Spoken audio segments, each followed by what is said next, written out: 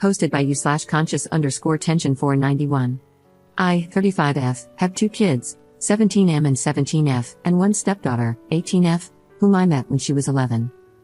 The other day, I was at my parents' house going over some estate planning, as I am the executor, and while reviewing, I saw that my folks had split their assets, with half going to my 2 siblings and me, and the other half to their grandkids, all to be distributed evenly. My stepdaughter was included.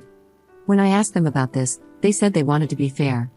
Their estate isn't super large, but the sum would be substantial, think something like a new car. I told my parents that, while generous of them, I didn't think it was necessary and that it would be better to split the assets between their 5 grandkids. When we got home, my husband said he overheard what I said, and that I was being a jerk for alienating his daughter. I told him my reasoning was that she is the only child/grandchild/niece on both her parents' sides and that she would be set.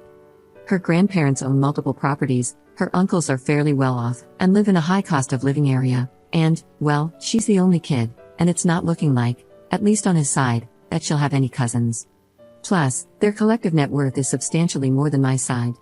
I also asked him if his parents included my kids in their estate, but he refused to answer. Still, he said I was being a jerk and accused me of not caring about her future. I think I was doing the right thing by looking out for my kids and their cousins. Am I wrong here? Edit. I was told to include this in the post. 1. I didn't argue with or pressure my parents to make a change. I simply mentioned that I don't feel it was necessary for her to receive a monetary amount. 2. My mom plans on giving her a set of family heirloom jewelry that is her birthstone. I think this is quite thoughtful. I'm not a big jewelry person, and she has other sets for the other girls in the family, so I feel this is okay. 3. My parents have seen her about 3 to 5 times a year since I met her. 4. My nephews and my kids do not have active relationships with their biological father's sides.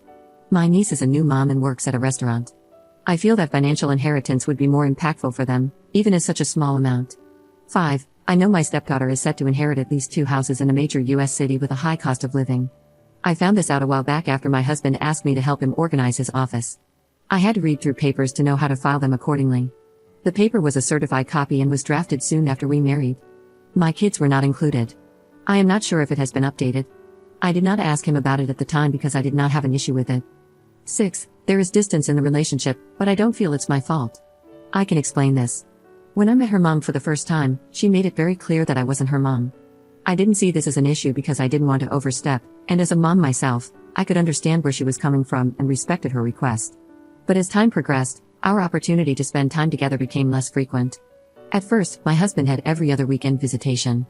It became less frequent as she became a teenager because she wanted to spend time with friends, hang out, etc., which I see as normal teenage behavior.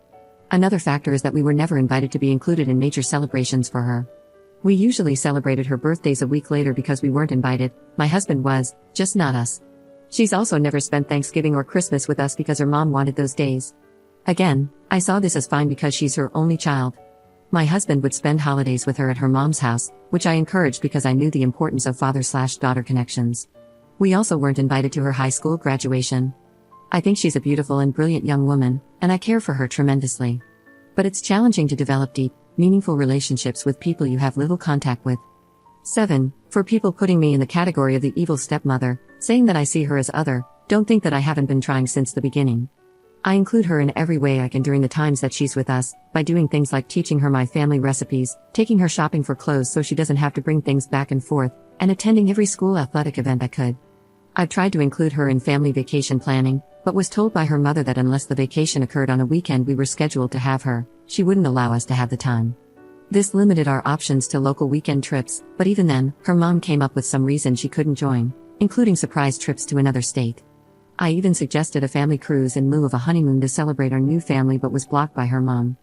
My husband is allowed to take her on extended vacations as long as it's just the 2 of them.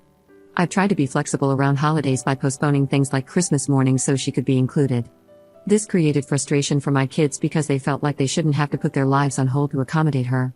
One year, when the holiday fell on one of our planned weekends, I suggested celebrating Christmas on Christmas Eve so we could do the full family thing.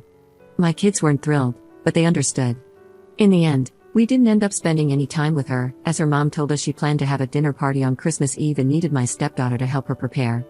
When the time came for college applications, I was ecstatic to be asked by my stepdaughter to help her with them, but soon after, I was told that her mom hired a professional to help her get into her top choice schools, and I was no longer needed. I've tried to build a bond with her despite the little time we have. I've consistently told my husband that I feel we need more time with her to help strengthen our relationship, at the very least by him maintaining his every other weekend schedule. He's told me that ultimately, her mom is her mom, and she determines her schedule and how she spends her time.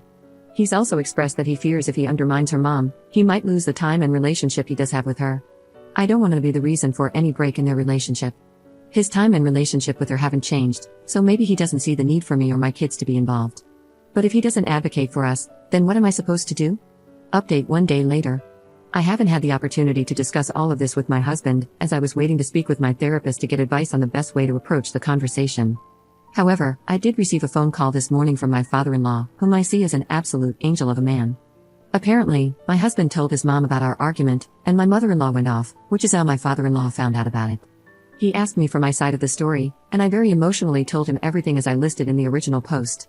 I told him it was not my intention to alienate my stepdaughter in any way, and that this whole thing has created a nightmare. After a deep breath and a slight pause, my father-in-law said that I did the right thing.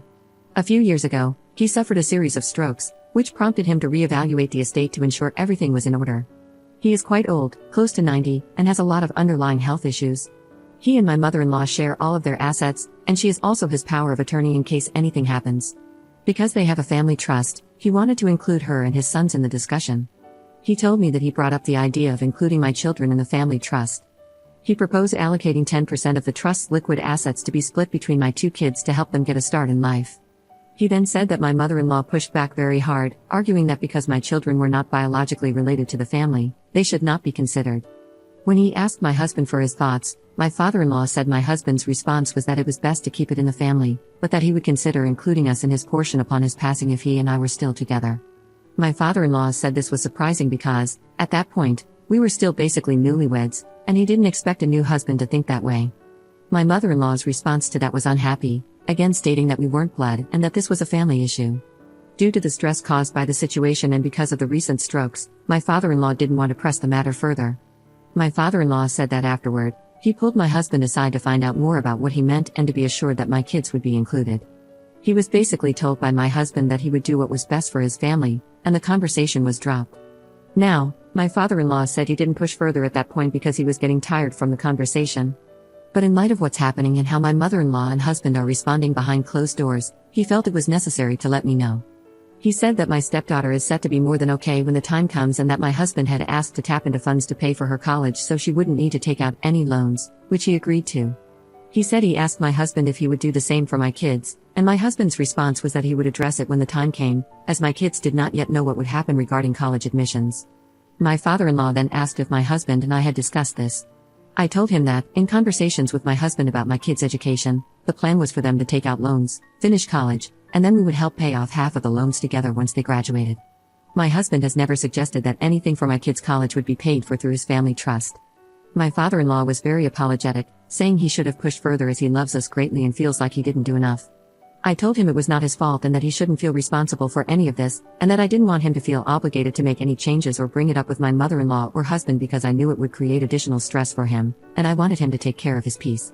He said that, although his desire would be to make changes, since he and his wife have a joint estate and she is his power of attorney, he felt it would be more trouble than it's worth. He is blind and has many mobility issues, so he depends on her for everything. He also mentioned that, based on what he's heard from his side, if he did update his will, they would likely contest it, which would create a financial burden for me, and he didn't want to cause a negative situation. I reassured him once again that it was okay and that we would be fine in life.